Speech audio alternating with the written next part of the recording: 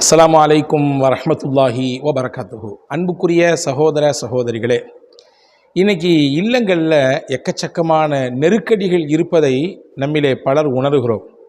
வீட்டுக்குள்ளே போனாலே நிம்மதி இல்லை, ஒரே வெளியே தான் டென்ஷன் பார்த்தா வீட்டுக்குள்ளே போனாலும் பெரிய டென்ஷனும் மன உளைச்சலும், பல்வேறு விதமான விஷயங்களை யோசித்து கற்பனை பண்ணி நிம்மதியே இல்லாத ஒரு சூழலும் இருக்குது.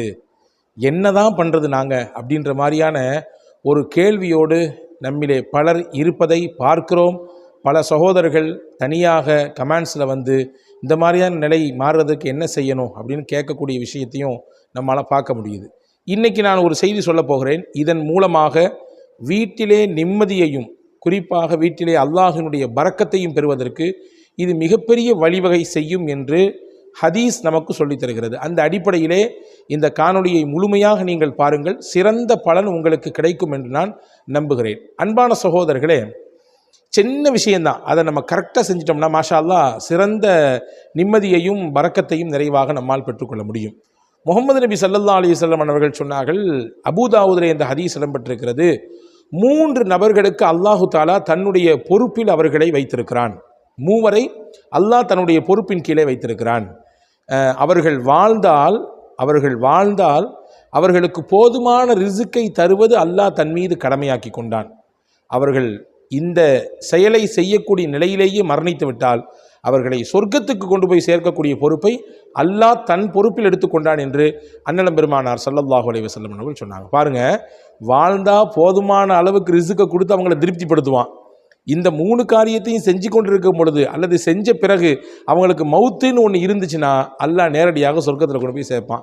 அந்த 3ல் ஒரு விஷயந்தான் இன்னைக்கு நம்ம பார்க்க போகிறோம். இருந்தாலும் ஹதீஸ் என்பதினாலே பரக்கத்திற்கு 3 விஷயத்தையுமே நாம் தெரிந்து கொள்வோம். ரசூலுல்லாஹ் சொன்னாங்க, ஒரு மனிதர் அல்லாஹ்வை வணங்குவதற்காக வேண்டி பள்ளிவாசலுக்கு இறங்கி போனார், நடந்து போனார், வேற எந்த நோக்கமும் இல்லை, காலிசன் தொழணும் அப்படின்றதுக்காண்டி போனார். போயிட்டு தொழுதாரு அல்லது தொழுகைக்காக வேண்டி வந்தார். வர்ற வழியிலேயே அவருக்கு மவுத்து என்பது ஏற்பட்டு போச்சு வச்சுக்கோங்க. அப்படி இருந்தால் அவரை அல்லாஹு தாலா அவருடைய தூய்மையான எண்ணத்திற்கு பகரமாக அல்லாஹுவை தேடி ஓடி வந்ததினாலே அவனை வணங்க வேண்டும், அவனிடத்திலே தன் மனக்குறைகளை எல்லாம் கொண்டு சேர்க்க வேண்டும் என்பதற்காக வேண்டி வந்ததினாலே அல்லாஹ் அவருக்கு உயர்ந்த அந்தஸ்தை தருவான், சொர்க்கத்திலே கொண்டு போய் சேர்த்து விடுவான். இல்லை, பள்ளிவாசலுக்கு தொழுகையே வந்து தொழுதுட்டாரு, வீட்டுக்கு திரும்பும்போது எப்படி போவார் அப்படின்னா நிறைந்த அருளையும் அல்லாஹ்வுடைய நிறைவான கூலியையும் பெற்றுக்கொண்டு திரும்பி போவார். First one. 2வது சொன்னாங்க, அல்லாஹ்வுடைய பாதையிலே ஒருவர் வெளியானார், தன்னுடைய உயிரை பொருளை அல்லாஹ்விற்காக வேண்டி கொடுத்துவிட்டு வீர சுகதாக்களாக ஆக வேண்டும் என்பதற்காக வேண்டி, இந்த சன்மார்க்கத்திற்காக வேண்டி தன்னையும் தன்னுடைய பொருளையும் தர வேண்டும் என்ற எண்ணத்திலே அவர் போராட்ட களத்திற்கு போனார், அல்லாஹுவின் பாதைக்கு போனார். போகிற வழியிலேயே அவருக்கு மரணம் வந்து விட்டது வைத்துக் கொள்ளுங்கள். அல்லாஹு தாலா அவருக்கு இருந்த தூய்மையான எண்ணத்தின் காரணமாக உயர்ந்த சொர்க்கத்தை தருவான், உயர்ந்த நற்கூலியை கொடுப்பான். இல்லை வச்சுக்குங்க, போருக்கு போனார், சண்டை போட்டார், கடைசியில் வந்து அல்லாஹு தாலா அவரை உயிரோடே திருப்பி கொடுத்தான். அவர் வீட்டுக்கு வருவார், போரில் கலந்து கொண்ட உயர்ந்த நன்மையோடும் அந்த போரில் கிடைக்கப்பட்ட கனிமத்தோடும் அல்லாஹினுடைய அருளோடும் வீட்டுக்கு திரும்பி வருவார். அதாவது இந்த பக்கம் போனாலும் நன்மை, அந்த பக்கம் போனாலும் நன்மை. இது 2வது. 3வதாக ரசூலுல்லாஹி ஸல்லல்லாஹு அலைஹி வஸல்லம் சொன்னாங்க, ஒரு மனிதர் தன்னுடைய வீட்டுக்குள்ளே நுழைந்தார், நுழைகிற பொழுதே சலாம் சொல்லிவிட்டு நுழைகிறார், சலாம் சொல்லிட்டு போகிறார். வெளியேந்து வீட்டுக்குள்ளே போகும் பொழுதே காலிங் பெல் அமுக்கலை, அல்லது யார் இருக்கான்னு கேட்கல, அல்லது வேற ஏதோ ஃபோனையை பேசிக்கிட்டே உள்ளே வரல, நுழையல, அல்லது யாரையாவது சத்தம் போட்டுக்கிட்டே பிள்ளைங்களை சத்தம் போட்டுக்கிட்டே மனைவி மக்களை திட்டிக்கிட்டே உள்ளே வரல. வரும் பொழுதே மகிழ்ச்சியோடு எல்லோருக்கும் அஸ்ஸலாமு அலைக்கும் என்று சலாம் சொல்லிக்கொண்டே வருகிறார்.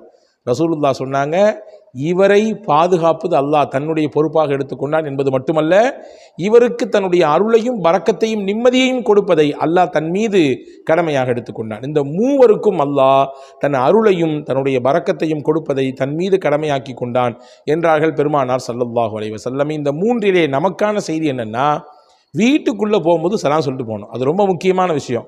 அதர் சையதுனா அனஸ் இப்னு மாலிக் ரலியல்லாஹு தஆலா அவர்கள் ரசூலுல்லாஹ் கூடயே வாழ்ந்தவங்க, சின்ன வயசுலேருந்து ரசூலுல்லாஹ் கூட தொடர்பில் இருந்தவங்க. அந்த அனஸ் ரலியல்லாஹுக்கு ரசூல் ஸல்லல்லாஹு அலைஹி வஸல்லம் பிரத்யேகமாக சொல்லிக் கொடுத்த முக்கியமான விஷயம் என்ன தெரியுமா? யா அனஸே, நீங்கள் உங்கள் வீட்டுக்குள்ளே நுழைந்தால் நீங்கள் அந்த வீட்டில் இருக்கக்கூடியவர்களுக்கு சலாம் சொல்லுங்கள். அப்படி சலாம் சொல்வது என்பது உங்களுக்கும் உங்கள் இல்லத்திலே இருப்பவர்களுக்கும் அல்லாஹ்வின் புறத்திலிருந்து பரக்கத்தை கொண்டு வருவதற்கு காரணமாக இருக்கும். ஏன்னா சலாம் இருக்குது, அஸ்ஸலாமு அலைக்கும் என்ற வார்த்தையில் இருக்கக்கூடிய சலாம் என்பது அல்லாஹ்வுடைய திருநாமம். அவனுக்கு 99 திருநாமம் உண்டு, அதிலே ஒன்றுதான் அஸ்ஸலாம் என்பது. அப்போ அவனுடைய பெயரை கூறுவதற்குரிய வாய்ப்பு கிடைப்பதனாலே இதன் பரக்கத்தை கொண்டு அல்லாஹு தாலா அந்த வீட்டுக்கு பரக்கத்தை தருகிறான், நிம்மதியை தருகிறான், நெருக்கடிகளை நீக்குகிறான் என்பதாக அறிஞர் பெருமக்கள் சொல்கிறாங்க. எனவே அன்பான சகோதரர்களை, நம்முடைய இல்லங்களிலே மகிழ்ச்சியும் நிம்மதியும் கிடைக்க வேண்டுமென்றால், இருக்கக்கூடிய சிக்கல் பிரச்சனைகள் பிக்கல் பிடுங்கள் எல்லாம் நீங்க வேண்டுமென்றால், இனிவரும் காலங்களிலே நீங்கள் வீட்டுக்குள் நுழைகிற பொழுது யார் வீட்டுக்கு போனாலும் சரி தான் அஸ்ஸலாமு அலைக்கும் சொல்லணும்.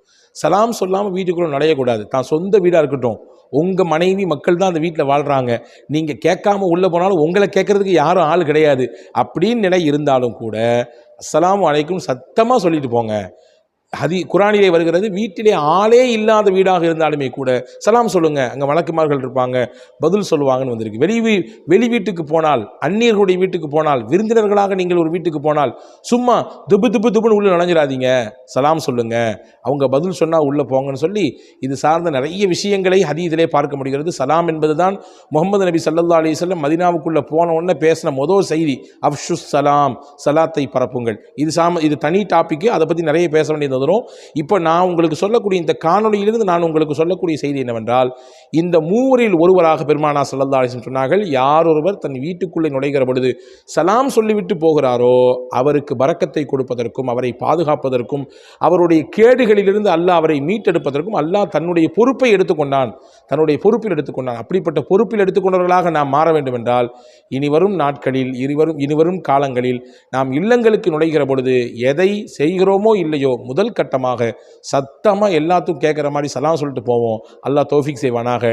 அதன் மூலமாக பரக்கத்தையும் அவனுடைய நிம்மதியையும் நெருக்கடிகளை விட்டு நீங்கி இருக்கக்கூடிய நல்ல வாழ்க்கையும் அல்லாஹ் நசீபாக்குவானாக. ஆமீன். வஸ்ஸலாம். அஸ்ஸலாமு அலைக்கும்.